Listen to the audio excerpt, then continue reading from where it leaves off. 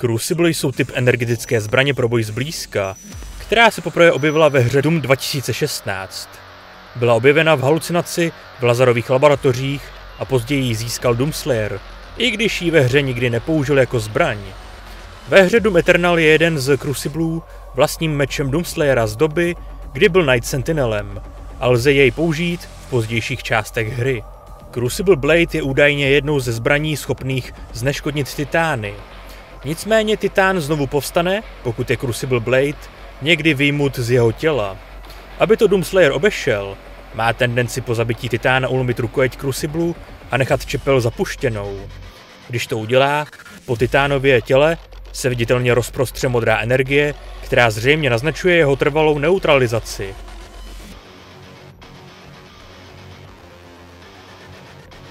Crucible je zbraň poháněna surovou vrejckou nebo pekelnou energií, případně energií Argent. Rukojeť je možné nabít energií a vytvořit z ní rudě zářící čepel pokrytou pekelnými runami, kterou lze ovládat jako meč.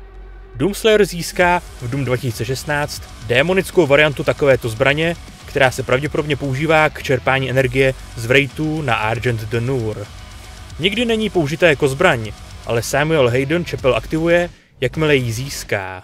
Ve hře Doom Eternal se ukáže, že existuje více než jeden Crucible a Doomslayer znovu získá jeden, který mu kdysi dávno patřil. V porovnání s Cruciblem z předchozí hry vypadá mnohem méně organicky a monstrózně.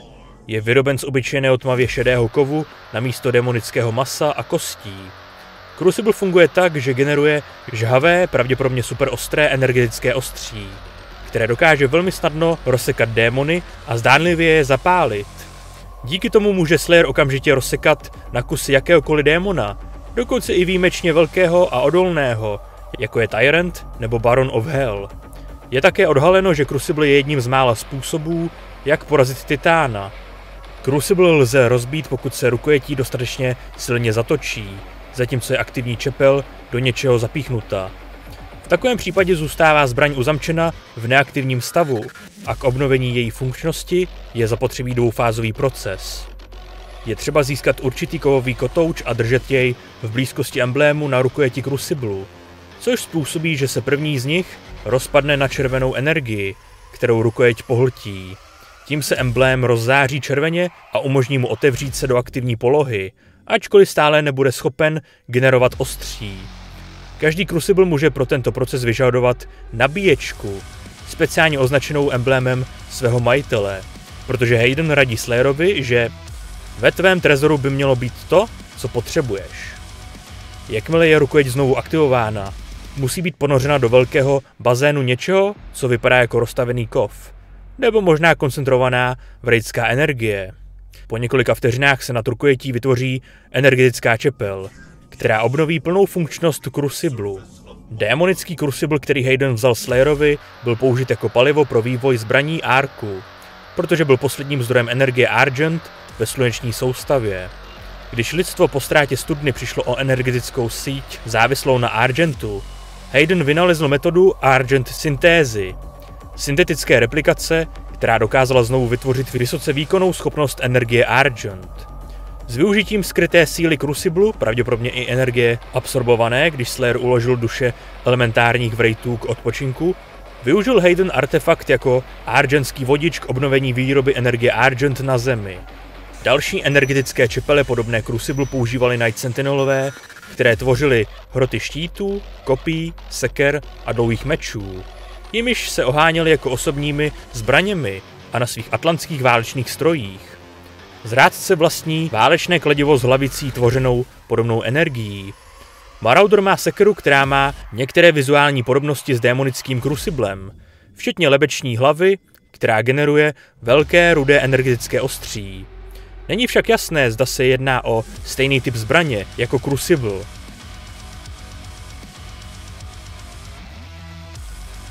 Crucible se poprvé objeví v halucinacích, když se Slayer dotkne Praetor obleku a kámenu Helix, kde lze spatřit oltář s podivným artefaktem a zdrojem démonické energie. Fyzicky se objeví na konci nekropole, zasazený do sloupu, chráněného pekelnými strážci.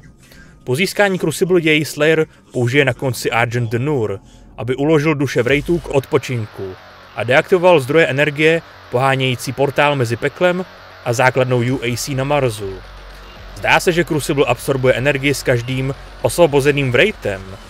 Drahokamy, které ho ozdobí, se mění ze zelené na červené, jasně září a vytváří plameny a z očních důlků, lebky, vychází světlo. Zdá se, že Samuel Hayden ví o Cruciblu mnohem víc, než dává najevo.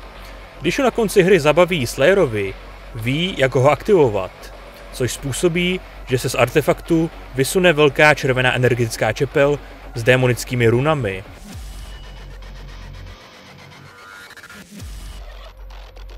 Ve hře Doom Eternal jsou dva Crucibly.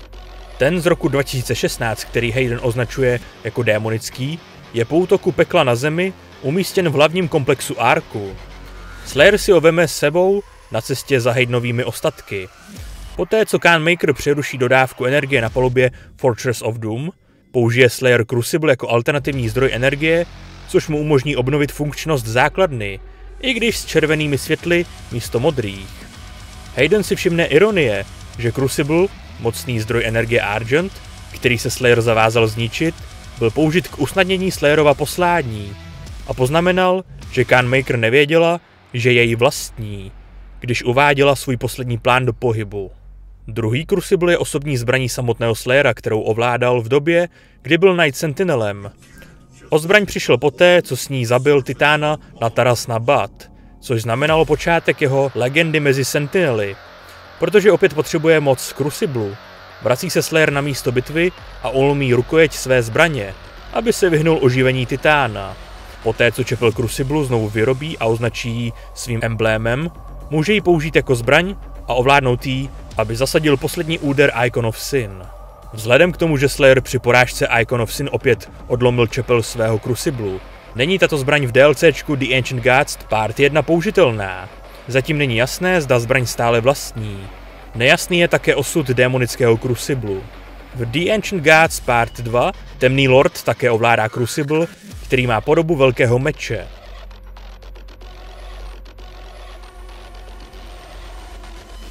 Ve hře Doom Eternal funguje Crucible podobně jako kříženec motorové pily a bonusu Berserker, protože dokáže za cenu nabití okamžitě zabít jakéhokoliv démona, kromě Maraudera se štítem. Najednou lze uložit až 3 náboje, které se zobrazí na ukazateli hned pod zaměřovacím křížkem Slayera. K dobíjení Crucible se používají červené meče, přičemž každé dobití se rovná jednomu nabití. Oproti řetězové pile je Crucible účinný proti širšímu spektru nepřátel, ale postrádá schopnost vypouštět pick-upy při zabití.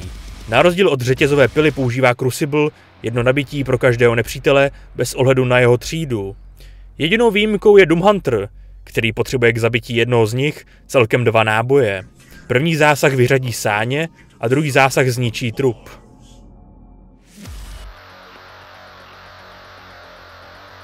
Zdá se, že Crucible je volně navržen podle středoafrického nože Ika Kalaka, který má stejné ikonické rozšíření na špičce čepele. Tak, toto byla celá historie a rozbor zbraně Cruciblu.